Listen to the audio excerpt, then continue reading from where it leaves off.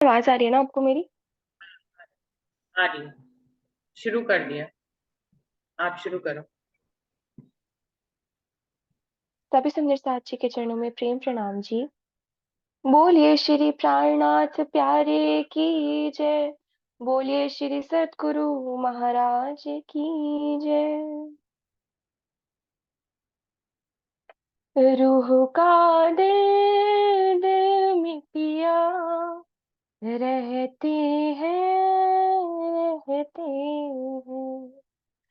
रूह का दिल दिल में पिया रहते हैं रहते हैं।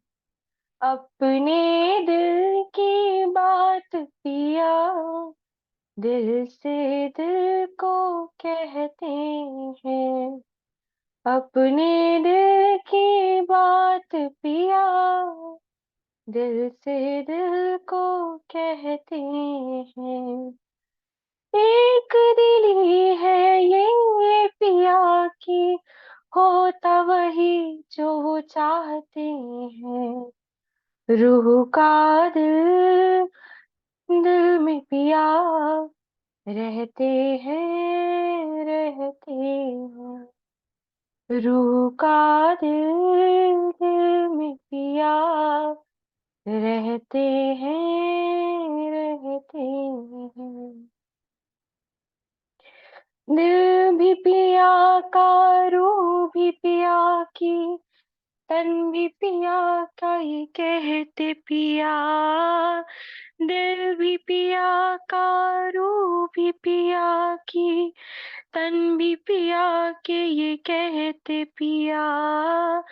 इश्क पिया के दिल से है जो रूहों के दिल में है। इश्क पिया के दिल से है जो रूहों के दिल में है। इश्क रबद करके पिया ने अपना इश्क बताया है। इश्क रबद करके पिया ने अपना इश्क बताया है। खेल दिखाया इस कारण से महाकारण समझाया है। रूह का दिल दिल में पिया रहते हैं रहते हैं। अपने दिल की बात पिया दिल से दिल को कहते हैं। दूजा तो कोई है ही नहीं खुद से ही खुद की बात कही। दूजा तो कोई है ही नहीं खुद से ही खुद की बात कही। अपना इश्क बताने को आनंद अंग में उपजाई। अपना इश्क बताने को आनंद अंग में उपजाई। हुक्म इलम का खेल दिखाकर जोश में हर में समझाई। हुक्म इलम का खेल दिखाकर जोश में हर में समझाई। जब मैं आई मेरे धनी की झूठी मैं को झुठलाई। रूह का दिल दिल में पिया रहते हैं रहते हैं।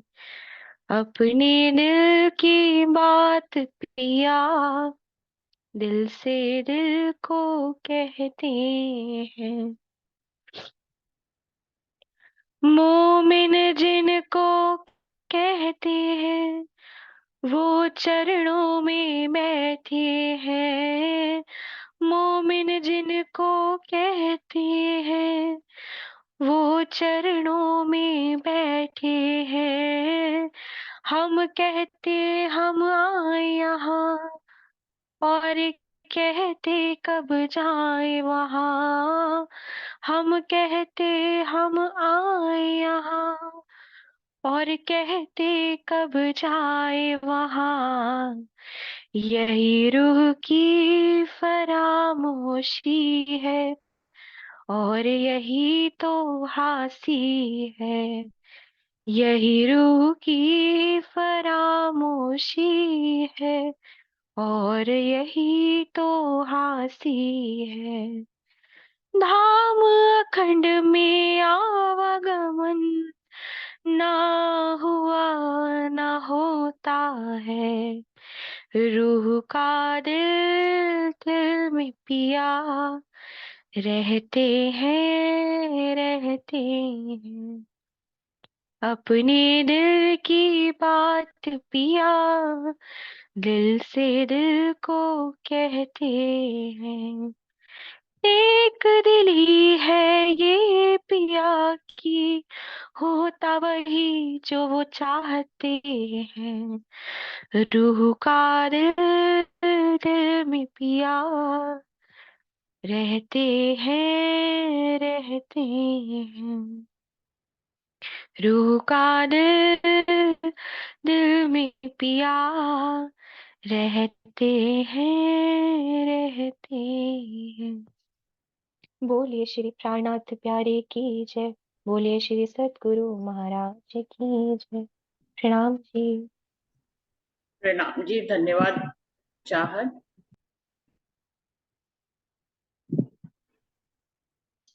सभी सुंदर साथ जी को मेरा प्रेम प्रणाम जी।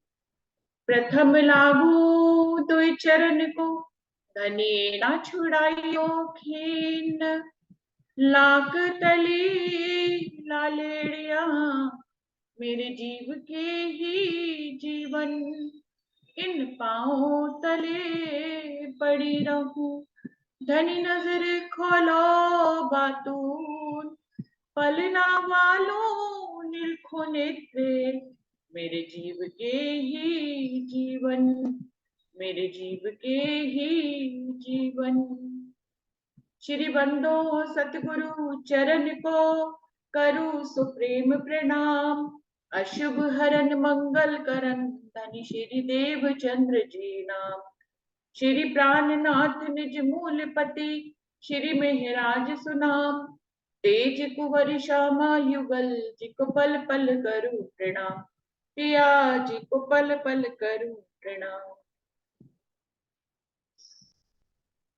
सुंदर सा जी खिलबत वाणी चल रही है, जिसका 13वां प्रकरण चल रहा है, बुलाए ले आओ तुम रुअल्ला। श्याम जी के मंदिर में 40 वर्ष की कसनी के बाद श्याम जी के मंदिर में वो सुनहरा अवसर आया, जबकि सदगुरु धनी श्री देवचंद जी को राज्य का साक्षात दर्शन हुआ आवेश स्वरूप से। अलग अलग धर्म संप्रदायों में श्यामा महारानी ने बहुत खोज करी, धनी देवचंद जी ने बहुत खोज करी, कई जगह मंत्र भी लिए, फिर हरिदास जी के पास भी गए, जहां बाल मुकुंद और बांके बिहारी जी की सेवा भी करी, उनके बागा वस्त्र भी लाए। इस तरह से इतनी कसनी करने पे भी जब धनी उनको श्याम जी के मंदिर में दर्शन देते हैं, जहां वो भागवत सुन रहे थे, तो धनी जब पूछते हैं कि बताओ तुम कौन हो और मैं कौन हूं, तो उनको इतना ही समझ में आता है कि आप मेरे खाबिंद हो, बस इतना ही उत्तर दे पाते हैं धनी देवचंद जी। इतने धर्म शास्त्रों से खोज करने के बाद भी उनको परमात्मा की पहचान नहीं होती है सुंदर साची। लेकिन परम धाम की खास ब्रह्म सृष्टि है, जिनके ऊपर इतनी बड़ी जिम्मेदारी धनी ने अभी देने वाले हैं, उनको अपनी पहचान कराते हैं। इस प्रकार से तारतम के बीज वचन यहाँ पर जो उनकी वार्तालाप होती है धनीदेव चंद जी के से, वो जो कैसे उनको सारी जिम्मेदारी देते हैं, कैसे उनके अंदर आकर विराजमान हो जाते हैं अर्श दिल करके, इस तरह की सारी वार्तालाप बुलाए ले आओ तुम रू अल्लाह इस प्रकरण में है। धनी धनी देवचंद जी को राजी महाराज पूर्ण पहचान दे रहे हैं, उनको परमधाम में हुए इश्क रबत के बारे में बता रहे हैं, कैसे रूहें इश्क रबत उन्होंने क्यों करवाया, इस खेल को क्यों बनवाया, रूहों को यहाँ किस लिए भेजा, और रूहों को यहाँ से वापस कैसे आना है, ये इस प्रकरण में पूरी तरह से बताया। सुंदर साथ जी, हम सभी ये प्रश्न पूछते रहते हैं अपने दिल से या दूसरों से कि हम परम धाम से आ तो गए, हमें पता भी नहीं, हमारी मर्जी भी नहीं थी, धनी की मर्जी थी, धनी हमें यहाँ पर ले आए। सुंदर साथ जी, जो धनी की मर्जी होती है वही तो हमारी मर्जी होती है, इससे अलग हमारी मर्जी कहाँ होती है। कभी कभी हम दुखों से घबरा जाते हैं तो ऐसा कहते हैं हमारी मर्जी तो थी नहीं, खेल में आने की धनी की मर्जी थी और हम आ गए। लेकिन सुंदर साथ जी, वो वायदत की भूमि है, वहां पर जो धनी की मर्जी होती है वही हमारी होती है। धनी तो हमें वहां लाना ही चाहते थे, इसीलिए हमारे मुख से भी उन्होंने यही कहलवाया कि हम आना ही चाहते हैं। तो इस तरह से इश्क रबत के माध्यम से करके धनी हमारी नजर को उन्होंने अपने दिल रूपी पर्दे पर हमारी नजर को टिकाकर खेल में भेजा है। हमारी नजर डायरेक्ट भी इस खेल में नहीं आ सकती है सुंदर साथी, ना धनी डायरेक्ट यहाँ आ सकते हैं, ना परम धाम की रूहें आ सकती हैं, ना अर्श की कोई कंकड़ी यहाँ पे आ सकती है। यदि यहाँ कुछ भी अर्श की कंकड़ी भी आएगी तो ये उसके नूर और तेज को ये ब्रह्मांड सह नहीं सकता और ये महाप्रलय को प्राप्त हो जाएगा। लेकिन अभी धनी जो है खुद आवेश स्वरूप से आए हुए हैं, अक्षर ब्रह्म सत्ता के स्वरूप से यहाँ पर आए हुए हैं। रूहें जो है अपनी नजर के माध्यम से ये किसी न किसी जीव के ऊपर उनकी नजर आती है। तो इस तरह से हम आ तो गए यहाँ से, लेकिन अब सभी को वापस भी जाना है। अक्षर ब्रह्म को भी अपने मूल स्वरूप में वापस जाना है। राज्य तो वैसे ही जागृत है, वो न भूले थे, न भूले हैं, न भूलेंगे। वो तो जब मर्जी तब वापस हम लोगों को लेके चले जाएंगे, लेकिन धनी तब तक नहीं जाएंगे जब तक हम नहीं जाएंगे। अब हमें भी वापस जाना है, कैसे जाना है तो पूरा यहाँ पर बता रहे हैं। रूह अल्लाह श्यामा मरानी को धनी बता रहे हैं कि रूहें कैसे वापस आएंगी। तो जो तरीका हम एक दूसरे से पूछते हैं वो इस प्रकरण में बताया ही गया है।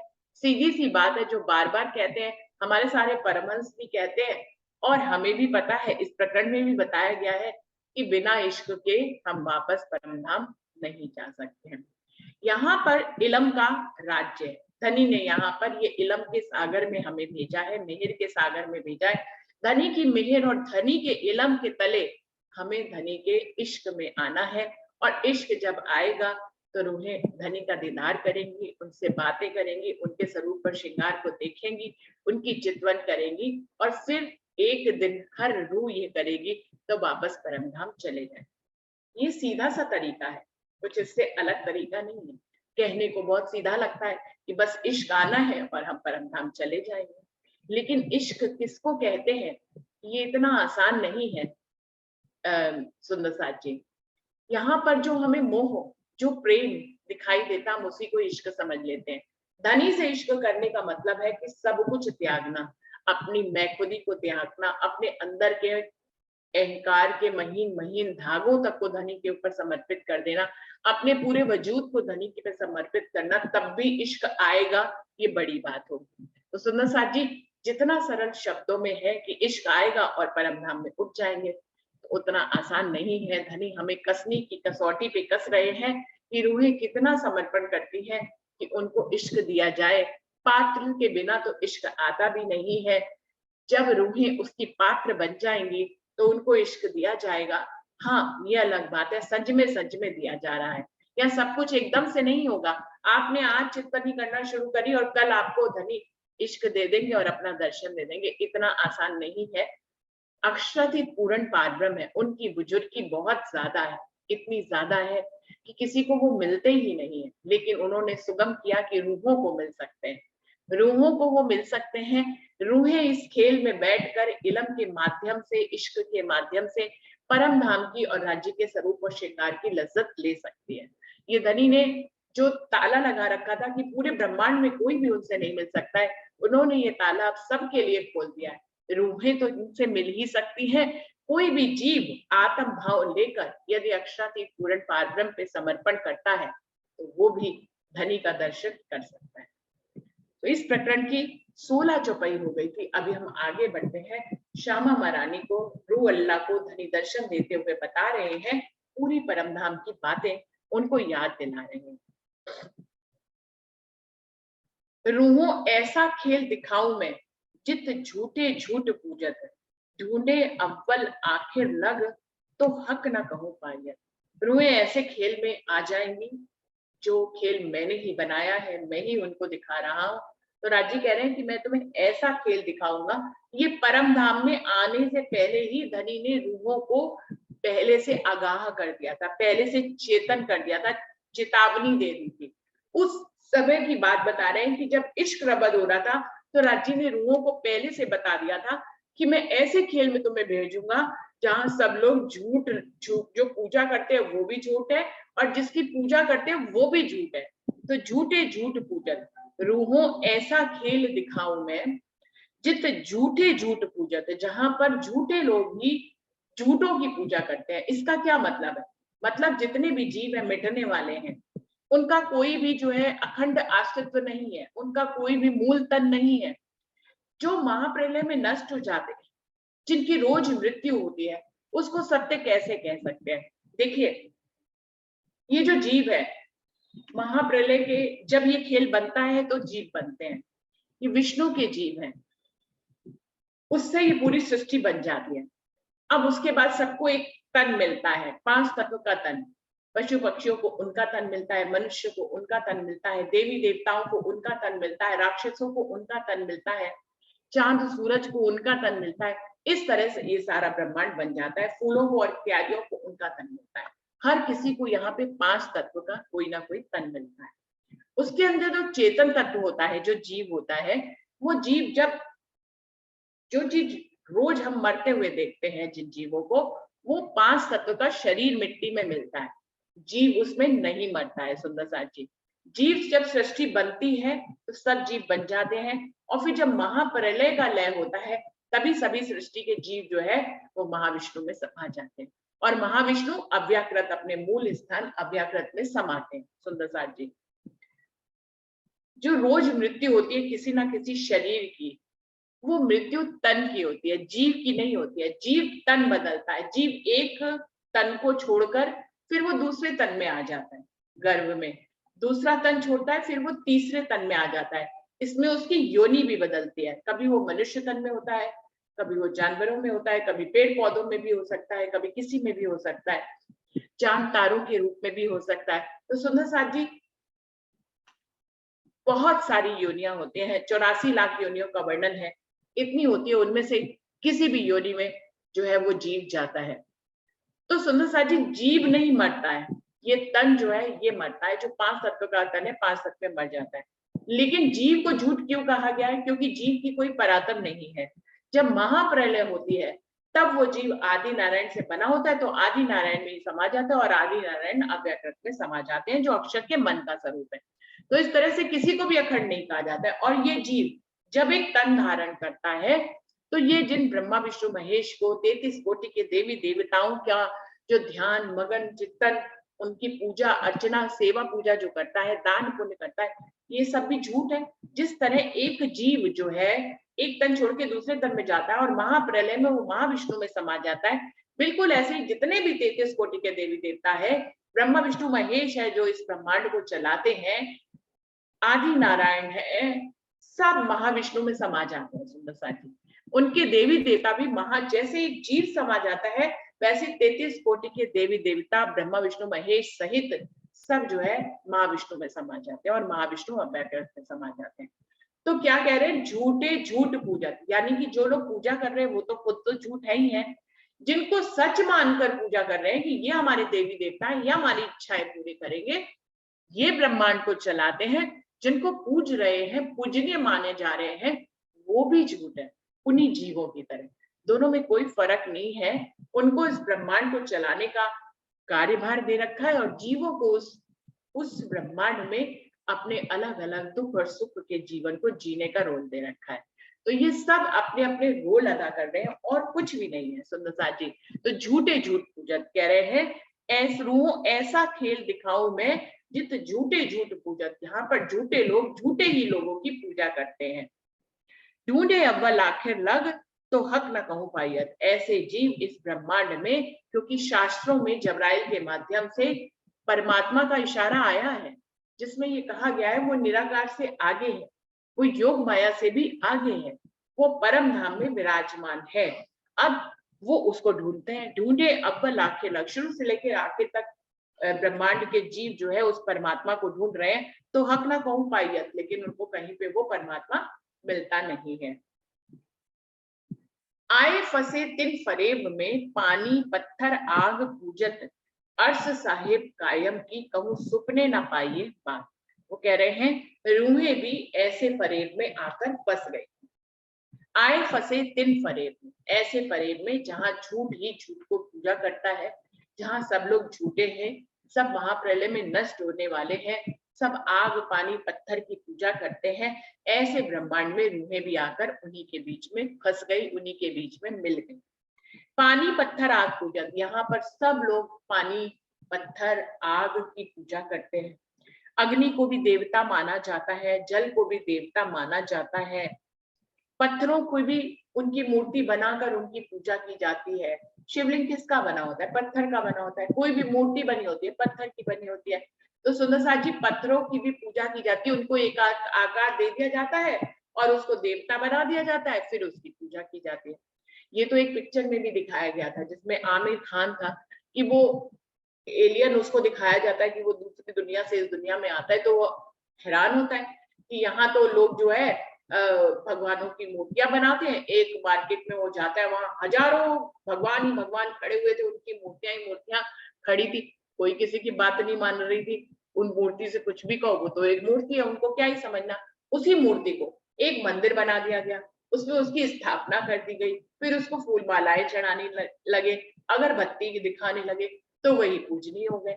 और जो उन मूर्तिकार को, जो उस मूर्तियों को बनाते, उनके मार्केट में निरी ऐसी मूर्तियां बनी पड़ी, वहां उनकी कोई पूछ नहीं, कोई गिरी पड़ी है मूर्ति, कोई उठी पड़ी है, कोई टूटी पड़ी है, कोई उसकी सेवा पूजा करने वाला नहीं है। जैसे ही उनको मंदिर में बिठाते हैं तो वो मूर्ति पूजनीय हो जाती है, और सब लोग ये समझते हैं कि यही हमारी इच्छा पूरी कर रही। जो मूर्ति खुद की रक्षा नहीं कर सकती, वो आपकी इच्छा कैसे पूरी करेगी? उसको गिरा दो वो गिर जाएगी, उसको उठा दो वो उठ जाएगी, उसको बिठा दो वो बैठ जाएगी। मूर्ति क्या ही कर सकते हैं। उसमें ये हाल दिखाया असल कि जिस मार्केट में सारे लोग मूर्ति बनाते हैं, मूर्तिकार जो रहते हैं, वो मूर्ति बनाकर अपनी अपनी दुकानों में बंद करके चले जाते हैं, और वहां पर मूर्ति कोई गिरी हो, उठी हो, बैठी हो, कुछ टूट रही हो, कुछ नहीं हो, कोई फर्क ही नहीं। लेकिन वही मूर्तियां पूजनीय हो जाती हैं जब उनको किसी मंदिर में बिठा दिया जाता है। तो इस तरह से पूरा ब्रह्मांड जो है पत्थरों की मूर्तियां बनाकर उसकी पूजा करता है। उसमें एक प्रसंग और भी दिखाया है। वो कहता है कि यहाँ पे इंडिया के लोगों को तो देखिए कितने बुद्धिमान अपने आप को समझते हैं। आप क्या कहते हैं? वो एक पीपल के वृक्ष के नीचे एक ऐसे ही कोई पत्थर उठाकर रख देते हैं। वो कहते हैं मैं अभी दिखाता हूँ तमाशा यहाँ का। एक पत्थर को रख देते हैं और उसके ऊपर फूलों की माला चढ़ा देते हैं, एक टीका लगा देते हैं और वहां पर पहले से ही 100 का नोट रख देते हैं। उसके बाद वहां पे लाइन लग जाती है, जो आता वो उसको मत्था टेकता, वहां पैसे इकट्ठे कर रखता, दान पुण्य करता। तो इस तरह से, और हर कोई मन्नत मानता। वो कहता, कोई जना कहता हमें एग्जाम में पास करा दीजिएगा भगवान। कौन से भगवान है पता नहीं, एक पत्थर रखा है।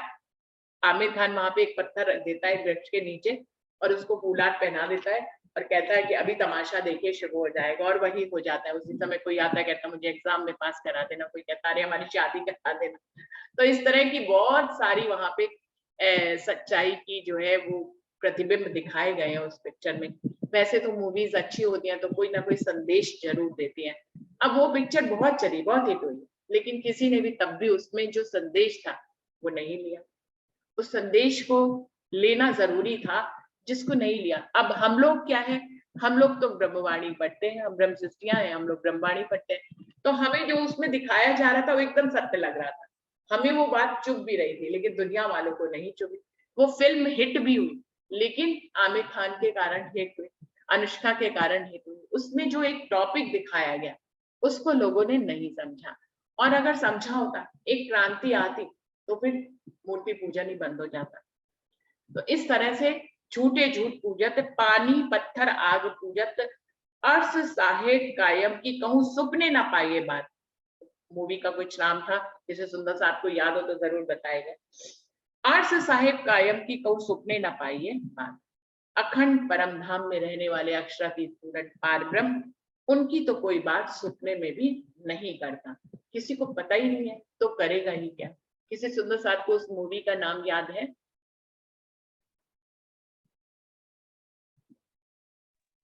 दीदी ओ माय गॉड है मेरे। नहीं नहीं, ओ माय गॉड नहीं, ओ वो एक अलग पिक्चर थी। ओ माय गॉड पीके है दीदी, हाँ पीके, पीके। पीके पीके हाँ पीके पीके। कितनी सच्चाई बताई गई है उस पिक्चर में, एकदम खोल के बताया कि कैसे यहाँ पर लोग पूजा अर्चना करते हैं। आर्स साहेब कायम की कहूँ सुपने न पाई है बात, कहीं सुपने में कोई बात ही नहीं करता अक्षरातीत पूर्ण पार ब्रह्म की। सभी इन्हीं देवी देवताओं की बातें कर रहे हैं, सभी इसी पानी आग पत्थर की पूजा कर रहे हैं, इन्हीं की बातें करे जा रहे हैं। देखो कोई कोई तो गांव के लोग तो कहते हैं अरे इंद्र देवता हमसे रुष्ट हो गए हैं, देखिए कितनी बारिश कर दी, सारी फसल खराब हो गई, हमारे कर्म बुरे हो गए। और जब सूखा पड़ जाता है तो कहते हैं इंद्र देवता नाराज हो गए हैं, बारिश ही नहीं कर रहे हैं। तो मतलब हर बात में वो यहीं के देवी देवताओं की पूजा करते हैं और उन्हीं की कि वो खुश हो जाएंगे, बलि चढ़ाओ, माता खुश हो जाएंगी तो बारिश हो जाएगी, हमारी फसलें हरी भरी हो जाएंगी। कितना अंधविश्वास है दुनिया में। अगर हम देखें तो हम सोचते हैं कि हमें आज जी कहाँ ले आए, कितने अंधविश्वास से धनी हमें कहाँ लेके आए, सोचने वाली बात है ना। और हम भी अगर हमें ब्रह्मवाणी नहीं मिली होती सुंदर साथ जी, तो हम भी कहाँ होते, हम भी पानी पत्थर आग की पूजा कर रहे हो, मूर्ति पूजन में लगे हुए हो। आया तिन आलम में जित हक को ना जानत कोई, पूजे खाइस हवाए को जो कोई इनमें बुजरत कोई। आया तीन आलम में जित हक को न जानत कोई, ब्रह्म सृष्टियां ऐसे आलम ऐसे खेल में आ गई जहां पे अक्षरातीत को कोई जानता ही नहीं है। अब हमें जो परिवार दे दिए गए यहाँ पर ब्रह्म सृष्टियों को, अभी जबकि हमें ब्रह्मवाणी नहीं पड़ी थी उससे पहले के समय को याद करें, हमें जो जो परिवार दे दिए गए वहां पे भी कोई ब्रह्मवाणी को ना जानता हो, राज्य को ना जानता हो, वो अपने देवी देवताओं को पूजे करते हो। और आप भी उनके बीच में फिर आप क्या करोगे, आपको जो शिक्षा मिलेगी आप वही करेंगे ना। तो जो हम देखेंगे देवी देवता की पूजा कर रही है तो हमारे बच्चे भी देवी देवता की तो पूजा करेंगे। इसलिए सुंदर साथ जी कहते हैं कि ब्रह्मवाणी की गुंजार अपने घर में जिस किसी एक को भी समझ में आ गई तो उसको हर समय करते रहना चाहिए। इसलिए करते रहना चाहिए क्योंकि हमारे बच्चे भी सीखें, वो जाने कि ब्रह्मवाणी क्या है, उसमें कहाँ का ज्ञान है, किस अक्षरातीत पूर्ण पारब्रह्म की बात कही गई है। छोटा मन होता है, बुद्धि भी छोटी होती है, पूरी बातें समझ में नहीं आती, लेकिन आप जो कर्म कर रहे होते, जो आप क्रिया कर रहे होते, आप जो सेवा पूजा कर रहे होते, आप जो वाणी का पठन पाठन कर रहे होते, आपके मुंह से जो शब्द निकलते हैं, आपके घर में जो भजन का माहौल बनता है, आप अपने घर में जो वीडियोस चलाते हैं, जो भजन कीर्तन चलाते हैं, ये सब बच्चे सोते हुए भी उनके अनकॉन्शियस माइंड में सब कुछ जाता है, तो वो सुनते हैं, समझते हैं और वो जानते हैं कि हमारे घर में किसी देवी देवता से अलग परमात्मा की बात होती है। तो इस तरह से भी रूहों को माहौल अपने घर का क्रिएट करना चाहिए। जिनके घर में विरोधी लोग हैं या जिनके घर में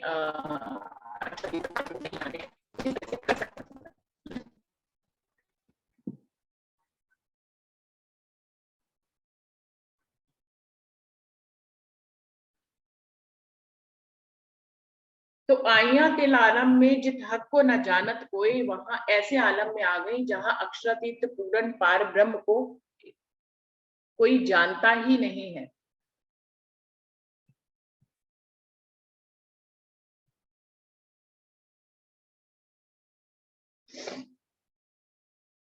पूजे ख्वाइश हवाए को जो कोई इनमें बुजरक होए।